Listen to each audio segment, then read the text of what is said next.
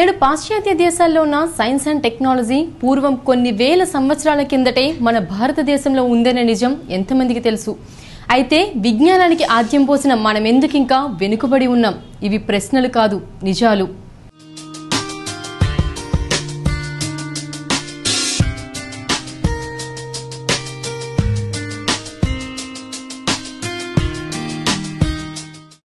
భారతీయ పురాతన విజ్ఞానం గురించి చెప్పగానే కనుబొమ్మలు ఎగరేస్తూ చెప్పేవాడిని పిచ్చోడిలాగా చూస్తూ చాలా మంది అడిగే ప్రశ్న ఇదే.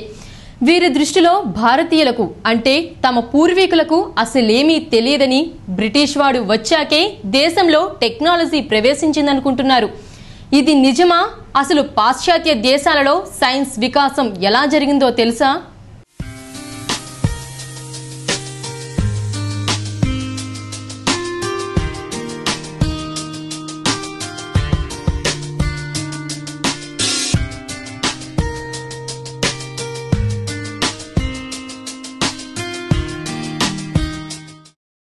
కేవలం 450 సంవత్సరాల కిందనే గెలీలియో నుంచి పశ్చిమ దేశాలలో ప్రయోగ విజ్ఞానం ప్రారంభమైంది. అంతకుముందు కోపర్నికస్ సూర్యకేంద్ర సిద్ధాంతాన్ని ప్రతిపాదించాడు. అంతకుముందు ఏ సమస్య ఎదురైనా అరిస్టాటిల్ను ప్రమాణంగా తీసుకునేవారు. అరిస్టాటిల్ ఒకే ఎత్తు నుంచి వదిలితే ఎక్కువ బరువున్న వస్తువు బరువు తక్కువగా ఉన్న వస్తువు కన్నా ముందుగా కింద పడుతుందని ప్రతిపాదన చేశాడు. యూరప్లో ఇది పరమ ప్రమాణమైంది. అయితే గెలీలియో ఇది తప్పని ప్రయోగపూర్వకంగా నిరూపించగా అతన్ని మంత్రగాడన్నారు. కళ్ళతో చూసినా కూడా నమ్మలేదు. క్రీస్తు శకం 139లో టాలెమీ భూకేంద్రిత విశ్వం సిద్ధాంతాన్ని ప్రతిపాదించగా 1543లో కోపర్నికస్ సూర్యకేంద్ర సిద్ధాంతాన్ని ప్రతిపాదించాడు. ప్రజలు ఒప్పుకోలేదు. గెలీలియో మళ్లీ అదే సిద్ధాంతాన్ని ప్రతిపాదించాడు. అతన్ని గృహ నిర్బంధం చేశారు. 78 ఏళ్ల వయసులో అంధుడై చనిపోయాడు. టైకో బ్రూన్ ఇదే సిద్ధాంతాన్ని మళ్లీ చెప్పాడు. 8 ఏళ్లు జైల్లో పెట్టారు. అయినా బుద్ధి రాలేదని 1600 సంవత్సరంలో సజీవ దహనం చేసి చంపారు. ఈ ఉదాహరణలు చాలు 500 ఏళ్ల కింద పాశ్చాత్యుల సైన్స్ దృక్పథం ఎలా ఉండేదో తెలుసుకోవడానికి. కానీ భారతదేశంలో వేలాది సంవత్సరాల నుంచి విద్య విజ్ఞాన రంగాల్లో పూర్తి స్వేచ్ఛ ఉండేది. మన విజ్ఞాన వికాసంలో మూఢనమ్మకాలు చోటు చేసుకోలేదు. తర్కము ప్రత్యక్ష అనుభవానికే ప్రాధాన్యత ఇవ్వబడింది. ఇక్కడ ఋషులే శాస్త్రజ్ఞులు, ఋషులే అధ్యాపకులు, ఋషులే డాక్టర్లు, ఋషులే సమాజ నిర్మాతలు. ఋషులంటే బ్రాహ్మణులు కాదు, జ్ఞానులు. అంతేకాదు ఇందులో అన్ని వర్ణాల వారు ఉన్నారు. వ్యాసుడు, కణాదుడు, భాస్కరాచార్యుడు, ఆర్యభట్ట, వరాహమిహిరుడు, సుశ్రుతుడు, చరణుడు, పరాశరుడు, భరద్వాజుడు, అగస్త్యుడు, మయుడు, నాగార్జునుడు, భోజుడు, కౌటిల్యుడు, బోధిధర్ముడు, పతంజలి, వాత్స్యాయనుడు ఇలా కొన్ని వందల మంది శాస్త్రజ్ఞులు భారతావని విజ్ఞాన వికాసంలో మనకు ఉగ్గుపోశారు.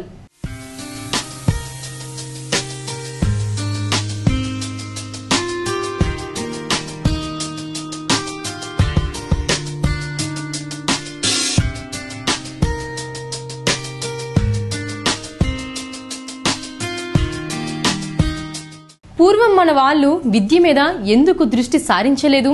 అసలు మనం బానిసలుగా మారడానికి కారణం విద్యేనా? ప్రపంచానికి దిశానిర్దేశం చేసిన మన దేశ విజ్ఞానవంతులు మన విజ్ఞాన వికాసాన్ని ఎందుకు విస్తృతపరచలేకపోయారు? ఎంత కాలానికి మన మేధస్సు ప్రపంచం దృష్టికెళ్ళింది? అందుకు కృషి చేసిన వారెవరు?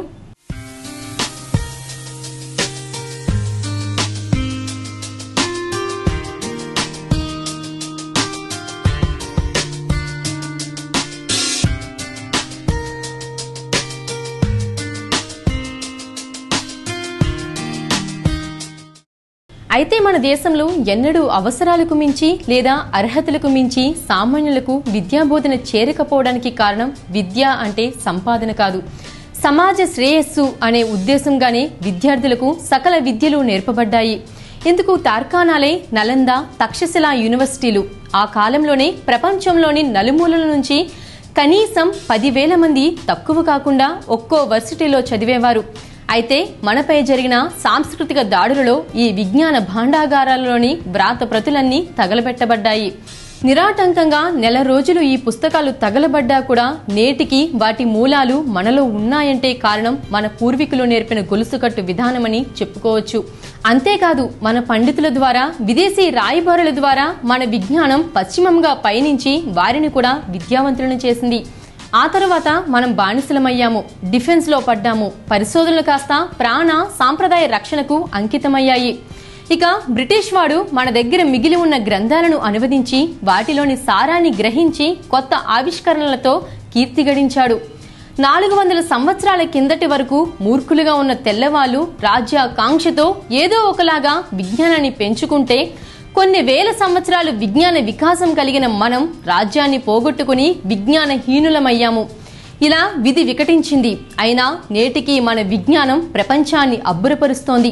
ప్రఫుల్ల చంద్రారే, జగదీష్ చంద్రబోస్, సివి రామన్, విశ్వేశ్వరయ్య, రామానుజుడు, హోమీ బాబా, విక్రమ్ సారాభాయ్, ఎల్లాప్రగడ సుబ్బారావు, సత్యేంద్రనాథ్, మేఘనాథ్ సాహా, శాంతిస్వరూప్ భట్నాగర్, అబ్దుల్ కలాం, ఇలా ఎంతో మంది భారతీయ విజ్ఞాన సింహాలు ప్రపంచాన్ని ఉర్రూతొలగించి ఇస్రో ప్రయోగంతో ఖగోళ శాస్త్రంలో మన జాతి పొగరుని చూపించారు. అంతేకాదు నేటికి ప్రపంచమంతా భారతీయ ఉద్యోగులు ప్రతిభ చూపిస్తూనే ఉన్నారు. ఇక అమెరికాలో అయితే మన వాళ్ళు లేకపోతే ఆ దేశం తలకిందులు అయినట్టే.